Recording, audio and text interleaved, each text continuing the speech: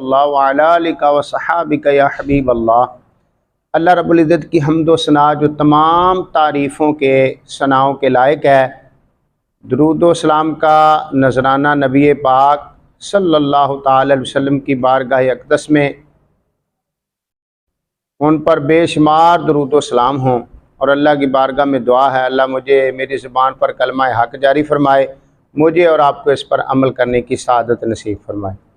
یہ حج کے دن ہے تو نبی کریم صلی اللہ علیہ وسلم نے فرمایا، لوگوں صحابہ سے فرمایا اس گھر کا حج کرو۔ ایک صحابی کھڑے ہوئے کہتے ہیں یا رسول اللہ ہر سال؟ حضور خاموش رہے۔ اس نے پھر پوچھا یا رسول اللہ ہر سال؟ نبی پاک صلی اللہ علیہ وسلم نے اس کا جواب ارشاد نہیں فرمایا۔ پھر اس نے تیسری بار پوچھا تو نبی پاک نے کہا اگر میں ہاں کہہ دیتا تو تم پر ہر سال حج فرض ہوتا۔ تو زندگی میں صرف ایک بار حج فرض ہے۔ نبی کریم صلی اللہ علیہ وسلم نے ایک حج فرمایا، اور نبی پاک صلی اللہ تعالی علیہ وسلم ہر سال قربانی کرتے تھے اور 2 مینڈے کرتے تھے۔ آخری سال میں 63 اونٹ ذبح کیے، اور آقا صلی اللہ علیہ وسلم جانے سے پہلے حضرت علی کو وصیت بھی فرمائی کہ میرے وصال فرمانے کے بعد آپ نے ہر سال میرے نام کا ایک جانور قربانی کرنا ہے۔ یہ نہیں کہا کہ میرے بعد حج کرنا ہے، یا میرے بعد میرے لیے اعتکاف کرنا ہے، یا میرے بعد میرے لیے روزے رکھنے ہیں، لیکن نبی پاک صلی اللہ علیہ وسلم نے ساری زندگی میں آقا صلی اللہ علیہ وسلم اعلان نبوت کے بعد آقا صلی اللہ علیہ وسلم ہر سال قربانی کرتے رہے، آخری سال بھی کی۔ تو پتہ چلا یہ قربانی نبی پاک کو بہت پسند تھی۔ تو حج جو ہے نا وہ اللہ تعالیٰ کے گھر کا کرنا، اور یہ بات بتاؤں کہ حج اس پر فرض ہے جو اس کے راستے کی استطاعت رکھتا ہو وہاں جانے کی، لیکن میرے آقا صلی اللہ علیہ وسلم نے غریبوں کا حج بھی رکھا ہے۔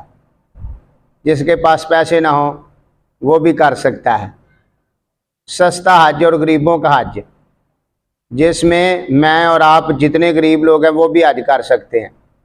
میرے نبی کریم صلی اللہ تعالی وسلم نے ارشاد فرمایا، مسلم شریف کی حدیث ہے، میرے آقا صلی اللہ تعالی وسلم نے فرمایا بندہ صبح کو اٹھتا ہے، وضو کرتا ہے، مسجد میں آتا ہے نماز پڑھنے کے لیے، آ کر بیٹھ جاتا ہے اور فرض نماز ادا کرتا ہے، اللہ تعالیٰ اس کو حج کا ثواب عطا کرتا ہے، حج کا ثواب عطا کرتا ہے۔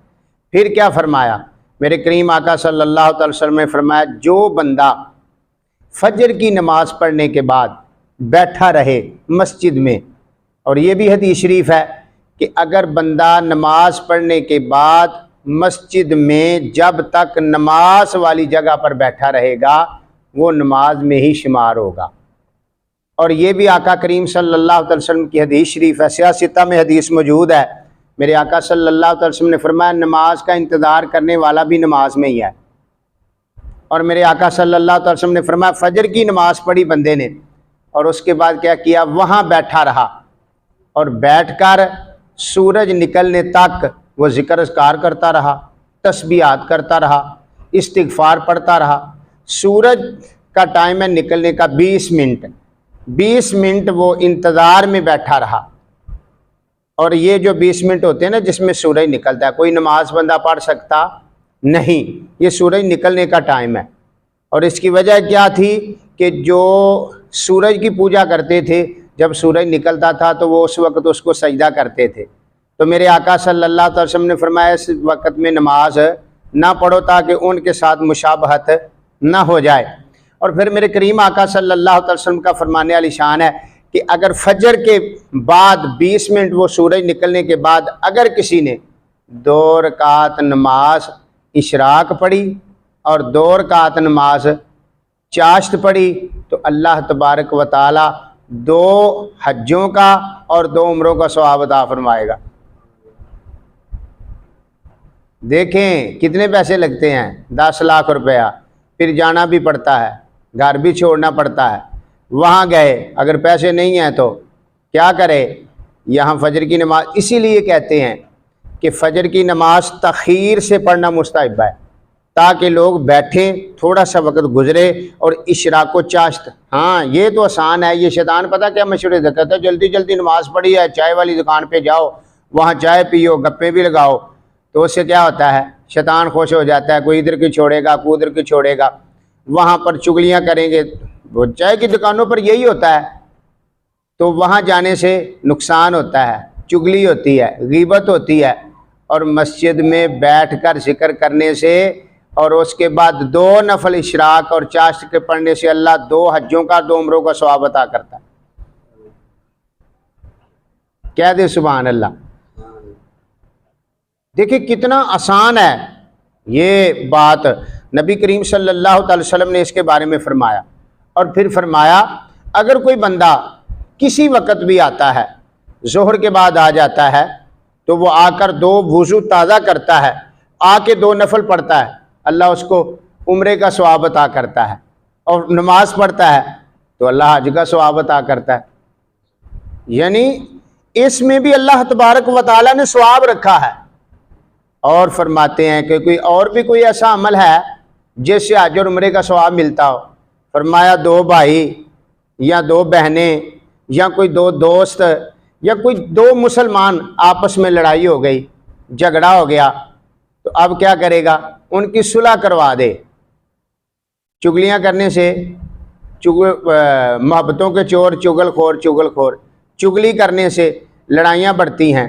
اور فرمایا اگر کوئی بندہ جن میں آپس میں لڑائی تھی، وہ بولتے نہیں تھے، بات نہیں کرتے تھے، دونوں بھائی آپس میں یا بہن بھائی، کوئی بھی باپ بیٹا، کوئی بھی اس میں لڑائی ہے، آپس میں بولتے نہیں ہیں، اگر وہ کیا کرتے ہیں اس کی صلح کروا دیتا ہے تو اللہ تعالیٰ اس کو حج کا ثواب عطا کرتا ہے۔ تو کیسے صلح کیسے کروانی ہے؟ تو بڑے بھائی سے ملا، کہتا ہے یار چھوٹا کہتا تھا میرا بڑا بھائی ہے، وہ تو باپ کی طرح ہے۔ یعنی اگرچہ چھوٹے بھائی نے اس کے خلاف بات کی ہے، لیکن چھوٹے کی بات سنی اور ہے، اور بڑے بھائی کو جا کے کیا کہتا ہے تمہارا چھوٹا بھائی کہہ رہا تھا وہ تو میرے باپ کی طرح ہے، میرا تو اس کے بغیر دل ہی نہیں لگتا، میں تو اس کو باپ کی طرح سمجھتا ہوں، بس یہ تھوڑی سی ناراضگی ہو گئی ہے۔ یہ بات اس نے بڑے بھائی کو جا کے بتائی، تو اب بڑے بھائی کے پاس سے باتیں سن کے چھوٹے کے پاس آیا تو کیا کہتا ہے کہ بڑا کہہ رہا تھا تمہارا کہ یہ تو میرے بیٹوں کی طرح ہے، میں تو اسے بڑا پیار کرتا ہوں، لیکن چلو اس نے ایسا کیا ہے، تو اگر وہ جھوٹ بول کر ان دونوں کی صلح کروا دے گا، بات انہوں نے اور کی، اگر کوئی جا کے کہے ہاں ہے تو وہ چھوٹا لیکن بدتمیز ہے، پھر تو وہ کبھی نہیں صلح کرے گا۔ تو اب کیا اس نے کہا ہے؟ اس نے کہا ہے کہ تمہارا چھوٹا وہ کہہ رہا تھا، بڑا بھائی کہہ رہا ہے وہ تو میرے بیٹوں کی طرح ہے، یار میرا تو اس کے بغیر دل ہی نہیں لگتا۔ تو میرے دوستو اب ان میں ہو گئی صلح۔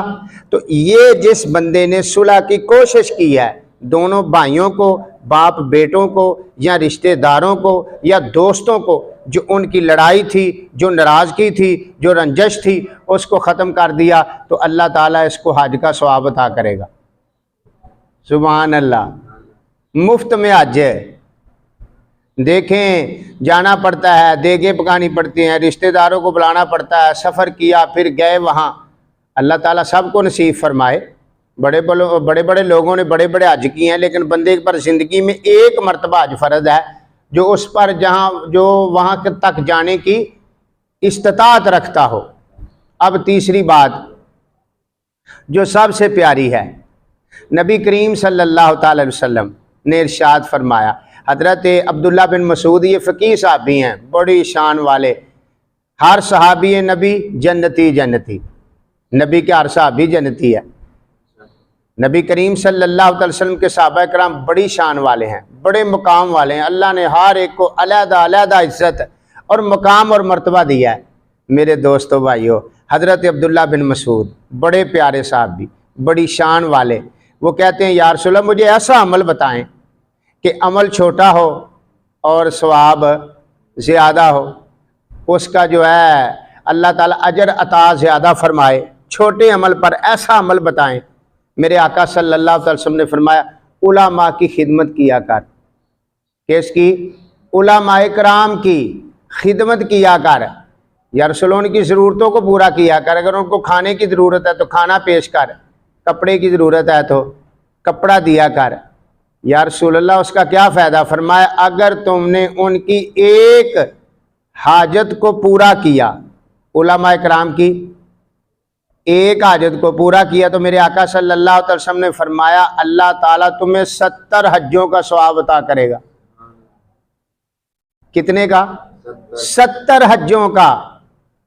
تو میرے کریم آقا صلی اللہ علیہ وسلم نے فرمایا اگر کسی نے کسی کمزور عالم دین کو، عالم دین ہو، اس کا بازو پکڑا، اس کو سہارا دیا، وہ ایسے سمجھے کہ اس نے محمد عربی صلی اللہ علیہ وسلم کو سہارا دیا۔ جو کسی عالم دین کی محفل میں بیٹھا، اور نبی کریم صلی اللہ علیہ وسلم نے فرمایا وہ یہ نہ سمجھے میں کسی ولی کی محفل میں بیٹھا ہوں، بلکہ ایسے ہی ہے جیسے وہ محمد عربی کی محفل میں بیٹھا ہے۔ جس نے اس کی زیارت کی اس نے محمد عربی کی زیارت کی۔ تو ایک ضرورت پوری کرنے سے کتنے حجوں کا؟ 70 حجوں کا ثواب ملتا ہے۔ تو پتہ چلا کسی کی صلح کروانے سے اللہ حج کا ثواب عطا کرتا ہے، اشراق و چاشت پڑھنے سے حج کا ثواب عطا کرتا ہے، صلح کروانے سے حج کا ثواب۔ یہ چھوٹے چھوٹے عمل جس کو ہم کریں تو اللہ تبارک و تعالی اتنا۔ اور میرے آقا صلی اللہ علیہ وسلم نے فرمایا جو اپنے ماں باپ کا چہرہ خوشی سے دیکھے، ماں کا یا باپ کا، اللہ تعالی حج مقبول کا ثواب عطا کرتا ہے۔ چہرہ دیکھنے سے خدمت کرے تو وہ تو اور بات ہے نا، چہرہ دیکھنے میں کوئی بندے کو تکلیف نہیں ہوتی۔ پانی مانگے تو بندہ جاتا ہے بھر کے لاتا ہے، کھانا لا کر دیتا ہے یا کپڑے لا کر دیتا ہے، اس کی تو شان علیحدہ ہے۔ جو خدمت کرے گا ماں باپ کی اس کا تو مرتبہ ہی علیحدہ ہے۔ میرے آقا صلی اللہ علیہ وسلم نے فرمایا صرف چہرہ دیکھے، غصے سے کہ پیار سے دیکھے گا چہرہ، تو میرے کریم آقا صلی اللہ علیہ وسلم نے کیا فرمایا؟ اللہ تعالیٰ اس کو حج مقبول کا ثواب عطا فرمائے گا۔ ایک صحابی کھڑے ہوئے یا رسول اللہ اگر کوئی 3 مرتبہ دیکھتا ہے تو میرے آقا صلی اللہ علیہ وسلم نے فرمایا اللہ تعالیٰ اس کو 3 حجوں کا ثواب عطا کرے گا۔ ایک اور صحابی کھڑے ہوئے یا رسول اللہ اگر کوئی 100 مرتبہ ایک دن میں دیکھتا ہے تو میرے کریم آقا صلی اللہ علیہ وسلم نے فرمایا اللہ کی بارگاہ میں کوئی خزانوں میں کوئی کمی، کوئی جتنی بار دیکھے گا اللہ اس کو اتنی بار اس کا ثواب عطا کرے گا۔ اب میرے دوستو بھائیو، صلح کروانے میں ماں باپ کی خدمت کرنے کا تو صلہ ہی بہت ہے نا۔ آتے جاتے گھر میں جب داخل ہوا ماں باپ زندہ ہے، یہ ایک ایسی نعمت ہے جو چلی جائے پھر واپس نہیں آتی، ملتی نہیں۔ اولاد بھی بندے کی فوت ہو جائے تو مل جاتی ہے، اللہ اور بیٹے دے دیتا ہے۔ بیوی فوت ہو جائے چلی جائے اور شادی ہو جاتی ہے، لیکن ماں چلی جائے، باپ چلا جائے، پھر یہ نعمتیں یہ سعادتیں بار بار نہیں ملتی۔ گھر میں داخل ہوگا والدہ گھر میں بیٹھی ہے، جاتے ہوئے نظر چہرے پر پڑی ہے، اللہ تعالیٰ نے حج کا ثواب عطا کر دیا۔ گھر میں پانی لے کر آیا ہے، ماں کو پانی پیش کیا ہے تو کیا ہوا ہے؟ جتنی بار دیکھے گا اتنی بار اللہ تعالیٰ اس کو۔ تو اگر باپ کہے بیٹا ادھر آ تو وہ کہتا ہے ابو میں ذرا تھوڑا سا میچ دیکھ لوں۔ او بھائی تمہارے حج کو لیٹ ہو رہی ہے، کس بات کی کر رہے ہو؟ میچ کی وجہ سے چھوڑ رہے ہو۔ تو ماں باپ کی رضا میں اللہ کی رضا ہے، ان کو راضی کیا کرو، ان کی زیارت کیا کرو، ان کی خدمت کیا کرو۔ تو جو ایسا کرتے ہیں اللہ تعالیٰ دنیا میں بھی اور آخرت میں بھی ان کو مالا مال کر دیتا ہے۔ تو میرے دوستو بھائیو، غریبوں کا حج بھی ہے، غریبوں کی قربانی بھی ہے۔ قربانی ہے نا بندے پر جس پر 52.5 تولے چاندی اور 7.5 تولے سونا کے مال ہو، اتنا یا اتنا سونا چاندی ہو تو اس پر قربانی واجب ہے۔ تو جو نہ دے، نبی پاک صلی اللہ علیہ وسلم نے فرمایا وہ ہماری عیدگاہ میں نہ آئے، اس کا تعلق ہمارے ساتھ نہیں ہے۔ تو میرے دوستو بھائیو یہ بات یاد رکھیں، غریبوں کی قربانی بھی ہے۔ جس کے پاس پیسے نہیں ہیں پھر تو امیر نمبر لے گئے، تو غریبوں کے لیے جیسے حج ہے ایسے لیے غریبوں کی قربانی بھی ہے۔ وہ کیا؟ میرے آقا صلی اللہ علیہ وسلم نے فرمایا جب جمعہ کا دن آتا ہے تو جمعہ عید کا دن ہے، تو جو سب سے پہلے مسجد میں سب سے پہلے آ کر امام کے قریب بیٹھے گا اللہ تبارک و تعالیٰ اس کو اونٹ کی قربانی کرنے کا ثواب عطا کرے گا۔ اکیلے کو 7 حصے ڈالے جاتے ہیں نا، 7 حصے ہوتے ہیں، 7 بندے اونٹ کی قربانی میں شرکت کر سکتے ہیں، 8 نہیں کر سکتے، 7 کریں گے تو کیا ہوگا؟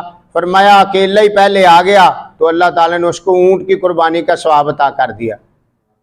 آپ بتائیں کچھ بندے یہ کہتے ہیں یار 2 بجے ہیں 2:30 بجے جمعہ، ابھی باہر ہی گپے لگاتے ہیں، تو باہر گپے لگانے سے کیا ہوگا؟ شیطان راضی ہوگا، کسی کی چگلی کرے گا، کسی کی غیبت کرے گا، کسی پر بہتان لگائے گا، کسی کے ساتھ جھگڑا کرے گا، کوئی فتنہ فساد سوچے گا، کسی کو پریشان کرے گا۔ تو اگر یہی بندہ وقت مسجد میں گزارے تو سب سے پہلے آنے والے کو اونٹ کی قربانی کا ثواب ہے، پھر اس کے بعد گائے کی، پھر بکرے چھترے کی، تو پھر یہاں تک کہ انڈا صدقے کرنے کا بھی ثواب حدیث میں آیا، ملتا ہے اس کو۔ تو جب امام خطبہ شروع کر دیتا ہے تو فرشتے اس کو لپیٹ کے لے جاتے ہیں۔ تو یہ میرے دوستو بھائیو، چاہیے اور بھی